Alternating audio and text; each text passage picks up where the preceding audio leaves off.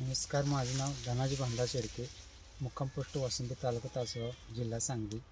मी माझ्या ऊसाला उन्हाळ्यात पाणी कमी पडलं होते. परत ते साहेबांनी मला जरा मार्गदर्शन चांगलं दिलं. ते कृषी संजीवनी सेंद्रिय बॅग सेंद्रिय बॅग 2 एकरसाठी 15 बॅगा वापरलेल्या तुम्ही.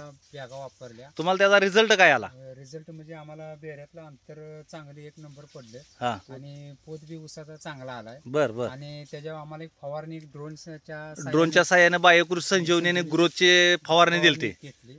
त्यात आम्हाला ऊसाचं 1 नंबर उत्पन्न मिळेल असं आशा आहे. आणि आता आमची पुढची 1-2 एकराची लागण आम्ही करणार आहे.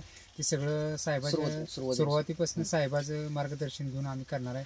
तर भागातील शेतकऱ्यांना काय सांगू शकता तुम्ही? वासुंबे गावातील सगळ्या शेतकऱ्यांनी म्हणजे सर्व शेतकऱ्यांनी साहेबाचा सल्ला घेऊन खत म्हणा, औषध म्हणा, त्यांचा सल्ला घेऊन लागणी करावी एवढी आणि त्यांचं उत्पादन वाढवावं. त्याचबरोबर आपण सेंद्रिय बॅगा टाकले, त्या मातीतला काय बदल झाला?